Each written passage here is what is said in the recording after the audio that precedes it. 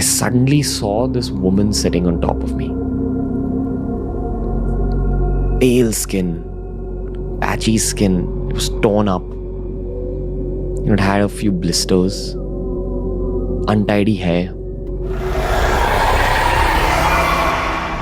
And I could only see one of her eyes because her hair was covering the other eye. और भाई ये कौन सा show चल रहा है? रणवीर अला भाटिया को तो तुम जानते ही होगे ना? हाँ हाँ, उसे कौन नहीं जानता है, बियर बाइसेप्स ना? हाँ, बियर बाइसेप्स। रणवीर के लाइफ की सबसे ज्यादा खतरनाक और एक हॉरर इंसिडेंट वाली कहानी जो कि उसने अपने चैनल पर बता रखी है, लेकिन वो स्टोरी इंग्लिश में है। लेकिन स्केरी फाइल्स के इस एपिसोड में उसी कहानी को एकदम डिटेल में और हिंदी में समझाया गया है। तो मुझे तो भाई इंग्लिश से ज्यादा हिंदी में सुनने में मजा आता है। हिंदी में सुनने में जो फटती है ना, वो बहुत ही तगड़ी फटती है। और वैसे भी ये रणवीर के लाइफ की इतनी खतरनाक स्टोरी है तो सुनना तो बनता है। हाँ हाँ, मुझे भी सबटाइटल पढ़ने से अच्छा हिंदी में ही सुनने में मजा आता है। ये कहानी रणवीर के रियल लाइफ की कहानी है और एक ऐसा खतरनाक एक्सपीरियंस है जिसे वो चाह के भी कभी भुला नहीं सकता। रणवीर को अक्सर स्लीप पैरालिसिस हो जाता था। ये एक नॉर्मल डिसीज है जिसमें सोते वक्त इंसान अपनी बॉडी को मूव नहीं कर पाता। वो होश में तो होता है और आंख खोलकर सब देख भी सकता है, लेकिन ना तो वो अपने शरीर को हिला सकता है और ना ही कुछ बोल सकता है। और कई लोगों ने इसको अपनी पूरी लाइफ में कभी ना कभी तो एक्सपीरियंस किया ही होता है। ये बात तब की है जब रणवीर सिर्फ 11 साल का था। एक रात जब वो सो रहा था तो अचानक उसकी आंखें खुल जाती हैं, लेकिन वो अपने शरीर को हिला नहीं पा रहा था और ना ही कुछ बोल पा रहा था। ऐसा एक्सपीरियंस उसने पहले भी किया था, तो बस वो आंख बंद करके ये सोच रहा था कि उसे फिर से नींद आ जाए। लेकिन उस दिन उसे कुछ अजीब महसूस हो रहा था, कुछ ज़्यादा ही अजीब, जैसे कि डीप पैरालिसिस। वो देख पा रहा था कि कुछ काली परछाइयाँ उसके रूम में हैं जिन्होंने उसे बांध रखा है, और वो कुछ बोल रहे हैं जैसे कि वो अपनी किसी रानी को या किसी लीडर को वेलकम कर रहे हों। तभी अचानक वो देखता है कि उसके ऊपर कोई बैठा हुआ है उसकी बॉडी पे, और उसकी स्किन इतनी ख़राब है जैसे कि जली हुई हो, जैसे पीली पीली सी, गंदे अनसुलझे बाल जिससे उसकी एक आंख ढकी हुई थी।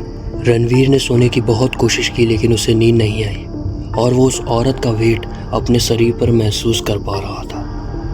वो बस अपने मन में उस मंत्र को बोल रहा था जो कि उसकी मम्मी ने उसे बताया था ऐसी सिचुएशंस के लिए जो नेगेटिव एनर्जी को दूर करते हैं। वो मंत्र बोलते बोलते उसे नींद आ जाती है और जब उसकी आंखें खुलती हैं तो वहाँ पर कोई नहीं होता।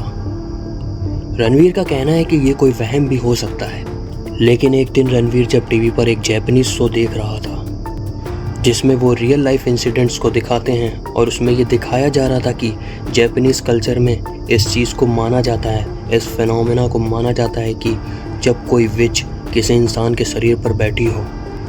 और उनका एक्सप्लेनेशन ये था कि जब एलियंस को ह्यूमन बींग्स पर कुछ एक्सपेरिमेंट करने होते हैं या उन्हें नुकसान पहुंचाना होता है तो वो कुछ ऐसा दृश्य दिखाते हैं और ऐसा इल्यूजन क्रिएट करते हैं ताकि वो उन पर काबू पा सकें। और यही चीज़ वो शो में विजुअल्स के द्वारा दिखाने की कोशिश कर रहे थे, जो कि बिल्कुल ठीक वैसा ही था जो रणवीर ने देखा था। इस चीज़ को देखते ही उसने टीवी को तुरंत बंद किया और रोते रोते अपनी मम्मी के पास चला गया। इस ट्रॉमा ने उसको इतना ज़्यादा इफेक्ट किया कि वो अगले 7-8 साल तक अकेले नहीं सो पाया। इस इंसिडेंट के बाद रणवीर स्पिरिचुअल एनर्जी में काफ़ी ज़्यादा इन्वॉल्व होने लगा और उसने ही उसकी काफ़ी मदद की इन सब चीज़ों से बाहर निकलने में, अंधेरे के डर को भगाने में। एक दिन जब रणवीर अपने दोस्त रजत के साथ अपनी बिल्डिंग में मेडिटेट कर रहा था, उस वक्त लगभग रात के 12 बजे होंगे, उसने ऐसा महसूस किया जैसे कोई डार्क नेगेटिव एनर्जी उसके रूम में हो। और जब उसने आंखें खोली और जिससे पहले वो कुछ कहता कि उसके दोस्त ने कह दिया कि क्या तुमने उसे महसूस किया। उन दोनों ने ही उस डार्क एनर्जी को महसूस किया था उस रूम में। उसके दोस्त रजस ने उसे बोला कि तुमने ऐसा महसूस किया क्या कि जैसे कोई हम दोनों के अलावा डार्क नेगेटिव एनर्जी भी हो यहाँ पर। रणवीर का एक दोस्त साइकिक ऐसे इंसान होते हैं जिनकी नॉर्मल लोगों से माइंड पावर थोड़ी ज़्यादा होती है और उनके पास कुछ ऐसे अनयूजुअल पावर होते हैं जिन्हें एक्सप्लेन करना थोड़ा मुश्किल होता है। रणवीर का वो दोस्त साइकिक जब उसकी बिल्डिंग में घुसा तो वो सीधा कॉरिडोर के एंड पे पहुंच गया, ठीक वहाँ जहाँ पर वो रूम था जिधर रणवीर के साथ वो इंसिडेंट हुआ था। रणवीर का वो दोस्त बिल्डिंग में एंटर करते हुए कहीं भी नहीं रुका और सीधा उस रूम के पास पहुंच गया और उसने ऐसा कहा कि यहाँ पर कोई डार्क एनर्जी है, शायद कोई आत्मा या शायद कोई डीमन, भूत।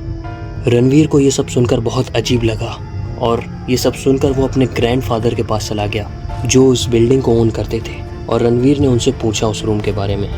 उन्होंने बताया कि लगभग वो 1960s से इस हॉस्पिटल को रन करते आए हैं, लेकिन उस रूम में कुछ तो अजीब था।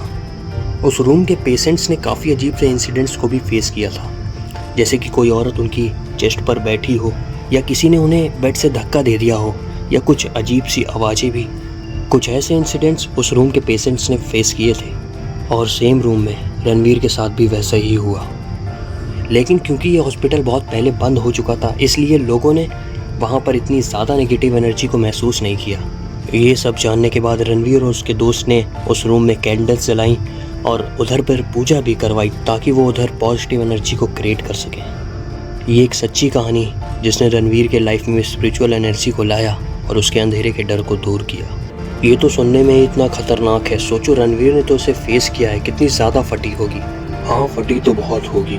वैसे एक बात मैं बता दूं कि जिन लोगों को इस कहानी को वेरीफाई करना है वो रणवीर के चैनल पर जाकर चेक कर सकते हैं या फिर डिस्क्रिप्शन में लिंक दी गई है, उस पर क्लिक करके रणवीर के रियल लाइफ की स्टोरी सुन सकते हैं इंग्लिश में। भाई मुझे तो स्केरी फाइल्स पे भरोसा है, उसने तो हिंदी में और इतने शॉर्ट में कहानी सुना दी। और देख, इस बार तो मैं उसे सब्सक्राइब करना भी नहीं भूला।